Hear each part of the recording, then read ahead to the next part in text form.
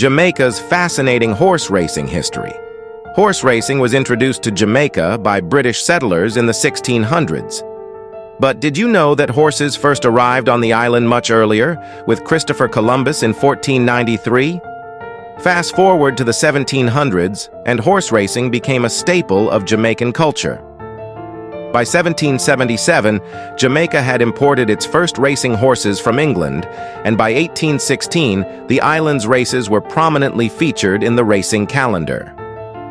Early races were held in Spanish Town, the capital at the time, but soon every parish had its own race course. Race days were grand celebrations. Women dressed up for balls and dances that lasted for the 5 or 6 days of the events.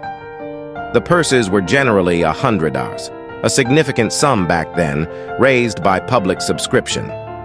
During the slavery era, the best jockeys were often slaves. Some plantation owners became renowned for their champion horses, like the Scotts and Montcriefs at Friendship and John Blagrove of Cardiff Hall Estate.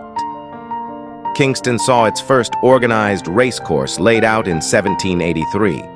The races quickly became a major event, with horses parading from Harbor Street to the racecourse, thrilling large crowds. Over time, the Jamaica Turf Club and the Jamaica Racing Commission were established to regulate the sport. The Jockey Club, formed in 1905, introduced patrol cameras, photo finishes, and strict rules to ensure fair play. One of the most iconic racecourses, Caymanas Park, was officially opened in 1959.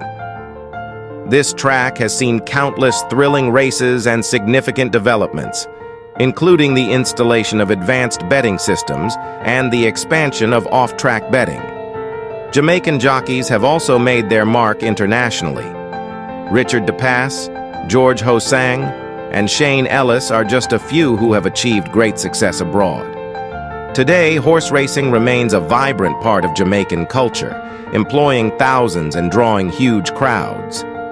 So, what do you think about the rich history of horse racing in Jamaica? Have you ever been to a race at Caymanas Park?